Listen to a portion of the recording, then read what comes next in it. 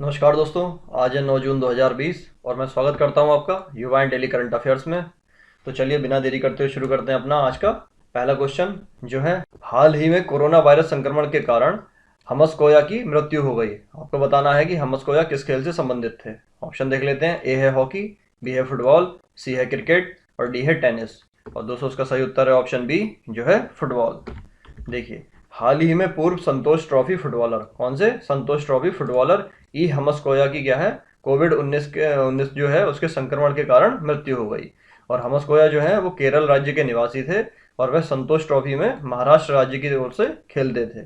और वो मशहूर क्लब मोहन बागान और मोमडन स्पोर्ट्स के लिए भी खेलते थे। चलिए बढ़ते अपने दूसरे प्रश्न की ओर, जो है हाल ही में विश्व तीरंदाजी फील्ड चैंपियनशिप को कोविड 19 महामारी के कारण वर्ष 2022 तक के लिए क्या किया है, स्थगित कर दिया गया है। आपको बताना है कि ये चैंपियनशिप कहाँ पर आयोजित होने वाली थी। ऑप्शन देख लेते हैं। ए है जापान, बी है जर्मनी, सी है अमेरिका और डी है रूस। और दोस्तों इसका सही उत्तर है ऑप्शन सी, जो है अमेरिका। देखिए, अमेरिका के यांगटन, कहाँ पर, यांगटन में प्रस्तावित विश्व तीरंदाजी फील्ड चैंपियनशिप को कोविड 19 महामारी के कारण क्या है 2022 तक के लिए स्थगित कर दिया गया है। और प्रतियोगिता का आयोजन जो था वो सितंबर 2020 में यांगटन में होना था। दोस्तों इस करंट अफेयर्स की जो पीडीएफ है उसका लिंक हमने डिस्क्रिप्शन में दिया हुआ है, आप वहाँ से डाउनलोड कर सकते हैं। और उसके साथ ही साथ हमारे जो सोशल नेटवर्क हैं, सोशल साइट्स हैं, उनका भी उनको आप सब्सक्राइब कर सकते हैं या फिर लाइक कर सकते हैं। चलिए बढ़ते हैं अपने तीसरे प्रश्न की ओर, जो है हाल ही में इंजीनियरिंग और निर्माण क्षेत्र की कंपनी लार्सन एंड टुब्रो, या फिर जिसे एल&टी कहा जाता है, ने किसे 3 साल के लिए गैर कार्यकारी चेयरमैन के पद पर नियुक्त किया है। ऑप्शन देख लेते हैं। ए एम नाइक, बी है दीपक पारेख, सी है नदीम ख्वाजा और डी है संजीव सचान। और इसका सही उत्तर है ऑप्शन ए, जो है ए एम नाइक। देखिए, इंजीनियरिंग और निर्माण क्षेत्र की कंपनी लार्सन एंड टुब्रो के निदेशक मंडल ने ए एम नाइक को क्या किया है कि और 3 साल के लिए कंपनी के गैर कार्यकारी चेयरमैन पद पर नियुक्ति को मंजूरी दी है। और उनका जो 3 साल का नया कार्यकाल है वो कब से शुरू होने वाला है, 1 अक्टूबर 2020 से शुरू होगा। चलिए बढ़ते हैं अपने चौथे प्रश्न की ओर, जो है हाल ही में पूर्व आईपीएस अधिकारी और पूर्व राज्यपाल वेद मारवाह का निधन हो गया। आपको बताना है कि वह निम्नलिखित में से किस राज्य के राज्यपाल नहीं थे। ऑप्शन देख लेते हैं। ए है मणिपुर, बी है मिजोरम, सी है झारखंड और डी है छत्तीसगढ़। तो इसका सही उत्तर है ऑप्शन डी, जो है छत्तीसगढ़। देखिए, पूर्व आईपीएस अधिकारी और मणिपुर, मिजोरम और झारखंड राज्य के पूर्व राज्यपाल वेद मारवाह का निधन हो गया। वेद मारवाह क्या थे, 1980 में दिल्ली पुलिस के कमिश्नर के रूप में इन्होंने अपनी सेवा दी थी। इसमें दिल्ली पुलिस के कमिश्नर के रूप में। चलिए बढ़ते अपने पांचवें प्रश्न की ओर, जो है 6 जून 2020 को पूर्वी लद्दाख में करीब 1 महीने से जारी सीमा पर गतिरोध के समाधान के लिए वास्तविक नियंत्रण रेखा एलएसी या फिर लाइन ऑफ एक्चुअल कंट्रोल पर भारत और चीन की सेना के बीच लेफ्टिनेंट जनरल स्तर की बातचीत हुई। यह बातचीत आपको बताना है कि कहां पर संपन्न हुई। ऑप्शन देख लेते हैं। ए है बीजिंग में, बी है नई दिल्ली में, सी है पूर्वी लद्दाख में चीन की तरफ मालडू सीमा पर और डी है वुहान में। और दोस्तों इसका सही उत्तर है ऑप्शन सी, जो है पूर्वी लद्दाख में चीन की तरफ मालडो सीमा पर। चलिए बढ़ते अपने छठे प्रश्न की ओर, जो है हाल ही में केंद्रीय पर्यावरण मंत्रालय ने राष्ट्रीय बाघ संरक्षण प्राधिकरण एनटीसीए द्वारा किए गए विवरण के अनुसार भारत में प्रतिवर्ष बाघों की संख्या में कितने प्रतिशत की वृद्धि हो रही है। ऑप्शन देख लेते हैं। ए है 3%, बी है 6%, सी है 10% और डी है 12%। और इसका सही उत्तर है ऑप्शन बी, जो है 6%। देखिए, हाल ही में एनटीसीए ने कहा है कि राष्ट्रीय बाघ संरक्षण प्राधिकरण के जरिए केंद्र सरकार के प्रयासों के कारण क्या है, बाघों की संख्या में इजाफा होने लगा है। और यह वर्ष 2006, 2010, 2014 और 2018 में अखिल भारतीय बाघ अनुमान के तथ्यों से भी पता चलता है। और एनटीसीए के मुताबिक इन परिणामों से पता चलता है कि बाघों की संख्या में 6% की दर से इजाफा हो रहा है और यह प्राकृतिक तौर पर हुए नुकसान की भरपाई भी कर रहा है। देखिए, भारत में प्राकृतिक कारणों से 369 बाघों की मौत हुई थी, 168 बाघों का शिकार हुआ था और 42 बाघों की मौत दुर्घटना और झड़प जैसी अप्राकृतिक कारणों से हुई थी और 101 बाघों की अन्य कारणों से मौतें हुई थी। चलिए बढ़ते हैं अपने सातवें प्रश्न की ओर, जो है हाल ही में अमेरिका में होने वाले राष्ट्रपति चुनाव के लिए डेमोक्रेटिक पार्टी की तरफ से कौन उम्मीदवार होंगे। ऑप्शन देख लेते हैं। ए है जो बिडेन, बी है डोनाल्ड ट्रंप, सी है हिलेरी क्लिंटन और डी है रॉबर्ट जेस्किन। और दोस्तों इसका सही उत्तर है ऑप्शन ए, जो है जो बिडेन। देखिए, डोनाल्ड ट्रंप रिपब्लिकन पार्टी से क्या है, राष्ट्रपति पद के उम्मीदवार हैं, और जबकि जो बिडेन जो है वो डेमोक्रेटिक पार्टी से उम्मीदवार हैं।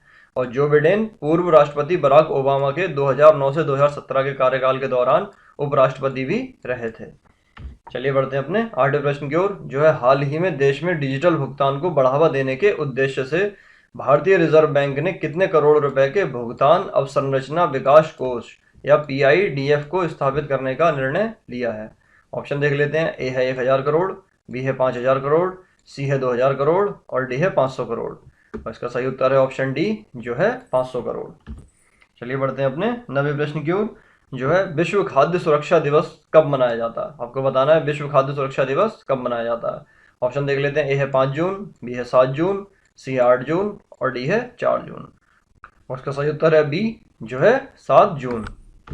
देखिए, विश्व खाद्य सुरक्षा दिवस प्रतिवर्ष 7 जून को मनाया जाता है, और वर्ष 2020 में थीम क्या थी, फूड सेफ्टी एवरीवन्स बिजनेस, या फिर खाद्य सुरक्षा सभी का सरोकार। चलिए बढ़ते हैं अपने 10वें प्रश्न की ओर, जो है हाल ही में ब्रिटेन में आयोजित वर्चुअल ग्लोबल वैक्सीन शिखर सम्मेलन में भारत की तरफ से किसने भाग लिया था। ऑप्शन देख लेते हैं। ए है नरेंद्र मोदी प्रधानमंत्री, बी है डॉक्टर हर्षवर्धन केंद्रीय स्वास्थ्य मंत्री, सी है पीयूष गोयल रेल मंत्री और डी है प्रकाश जावड़ेकर पर्यावरण मंत्री। और इसका सही उत्तर है ऑप्शन ए, जो है नरेंद्र मोदी।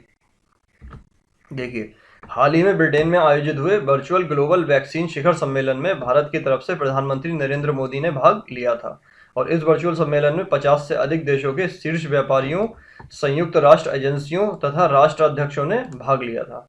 और भारत ने अंतर्राष्ट्रीय वैक्सीन गठबंधन global alliance for vaccine and immunisation को 15 मिलियन अमेरिकी डॉलर देने की प्रतिबद्धता भी जाहिर की है। चलिए बढ़ते हैं अपने 11वें प्रश्न की ओर, जो है हाल ही में किसने वर्ष 2020-21 के लिए भारतीय उद्योग परिसंघ के नए अध्यक्ष के रूप में पदभार ग्रहण किया है।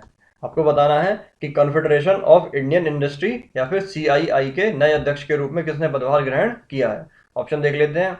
ए है नंदन नीलेकणी, बी है उदय कोटक, सी है नुस्ली वाडिया और डी है राजीव बजाज। और इसका सही उत्तर है ऑप्शन बी, जो है उदय कोटक।